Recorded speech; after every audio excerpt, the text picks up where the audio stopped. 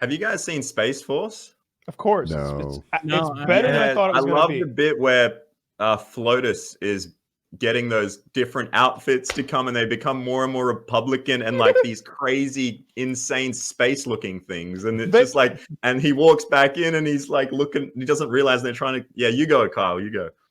It's so good. Like the first lady calls the Space Force office and she's like, her representative, her chief of staff, and they want to design the Space Force uniforms. And the general is such a pussy that he can't say no. And he's got this PR guy who's like, oh, yes. He's like, we'll get in good with Flotus. She's one heartbeat away from the president of the United States. This is great. This is huge for us. And he's like, no, I don't know about this. And Steve Carell is like away doing something else. So he's not even there to make this decision. And the next thing you know, everybody's walking around dressed in these capes with these big like shoulder pads and these flowing there's like 30 buttons going down the front of these. It's outrageous. Like those North Korean leaders where they have like fake war badges, like more ridiculous than that. I'm gonna try, like it's a Pavlovian response. This cape talk's giving me an erection. Kyle, wouldn't you say it sort of resembles like what like back in the Civil War, but modernized, kind of like those outfits with the capes and the like, red stripes like, down, almost your like Napoleonic era, even. Even further back. Yeah, I'm having a difficult time picturing this. I need to look. Yeah, you have to see it. Because off the top of my head, I don't feel like Napoleonic soldiers and the Civil War soldiers had much in common aesthetically. They're outrageous. It's very old-timey, but sort of modernized. Essentially, just imagine that, like, if you could even have one of those little... Taylor, just imagine oldtimey modernized. That should go down. Picture something new old, kind of American. What's funny is, like, the action something you can't. The actual uniforms in the show for the Space Force are already hilarious because they're camouflaged, like you know, like each branch has their own camo, right? It's the moon. It's moon craters. It's the texture of the moon, but on their fucking like military uniform. It's absurd. That's hilarious. So this is only useful when you're in that slight window where your backdrop is. How good's the exoskeleton episode? That's just like yeah. If you're making camo for space soldiers, shouldn't it be black as night, black as Steven Seagal's hair? It should it should just be something professional looking. You know, they're not going to wear the uniform in actual space. They'd be in a space suit. I don't feel like combat. And the space suit would have camo on it. No, Taylor. But space combat. How do we find them if we lose them? Space combat doesn't involve camouflage. Right? If you were to tell me you want the ship not to be visible, I'd kind of be on board with that. But the people in the ship can wear pink polka dots. Oh, crap. Wrong image. Right? Now, look, I'm sending you guys. I found an image of the outfits. There you go. Look at this. There you go. This is what they were wearing. That's fun to show? Yes. Yeah. That's horrific. I hate that. That's the point. It's supposed to be hilarious. That's the joke. It's the comedy show with Steve Carell. I know. I'm just saying this. I want my Space Force with pictures of moons and Jupiter and stuff on them. Not this. There's an episode of the show where it's like a bastardized version of Roman getup. And so, like, you were right. You're right, champ. They launch this Space Force satellite into orbit, and the idea is that it has some offensive capabilities. It can shoot like a net to like disable an enemy satellite if need be.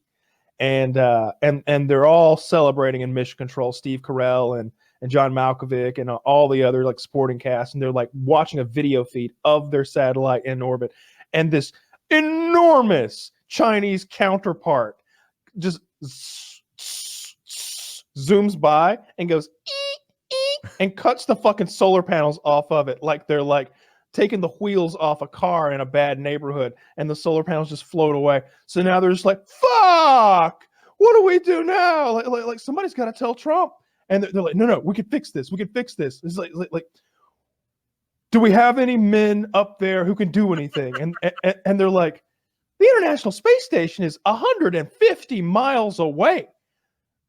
He's all right. Well, that's not so far. Yes, it is. They're on the other side of the planet, sir. And he's like, all right. Well, what do we have? He's like, well, we have a chimpanzee and a dog that we sent up last week, but sir, we haven't been in contact with them for over a week. You know, the whole point is we send them up there and get some good PR footage of a dog and a chimpanzee in space, and then we kind of let them float off and die. And he's like, to be a dead chimp in space. Yeah. Oh, that's horrible. So they go to the camera inside the ship that's got the chimpanzee in it, and he's mad, of course, because he hasn't heard from him in so long. And so they've got a guy literally signing to the chimpanzee, and the chimp telling him he's got to go outside the ship, and he's like, no, we'll die.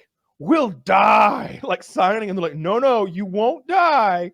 And like, we will give you many bananas, special bananas. And he's like, all right, I'll do it. So they're like, well, what tool does he need? And they're like, is that what they do? Many bananas. Pretty much.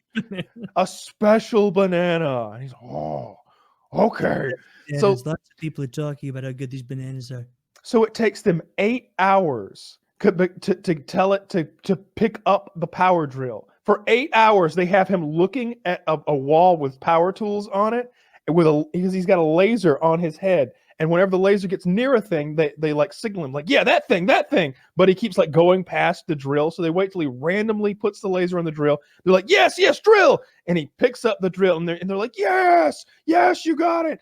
Now they have to get the monkey to put a helmet on. Keep in mind, this isn't a special space monkey. This is just a chimpanzee they launched into space. And it's in zero gravity, so this monkey is trying to do everything while floating. Yeah. They didn't even train a special monkey. He's just up there for PR, to show a monkey float around and then turn the cameras off and it dies. Like he's not a special science monkey. He's just a monkey. They send him out to die. Yeah, that's what they do with all those animals. They don't bring them back. All those animals they send into space, they fucking die up there. Yeah, the Soviets killed those dogs. And then we Chinese killed all those captured him, dogs. didn't they? We killed the dogs too. Yeah. We killed the dogs too. So they send the monkey up to repair the satellite. And for a second, it's like he actually does it. He's got the solar panel attached to the satellite. He puts the drill right on the right spot, and they're like, yes. And then John Malkovich goes, wait, no. When he pulls the trigger, of course, it's zero gravity. So the whole monkey spins instead of the bolt. And he's going, spinning like crazy, holding on to this drill. And his safety cable is like wrapping around him like a noose, just tighter and tighter and tighter until it snaps. And the monkey goes flying off into outer space one way. Just fades slowly. The solar panel goes flying another way. And Steve Carell's like, you will be remembered, soldier. You will be remembered. We will not. How much would it cost to send a rescue mission up there for that chimpanzee? How much? And John Malkovich is like, $2 trillion. Somewhere between $40 and $100 million. And he's like, you will be remembered.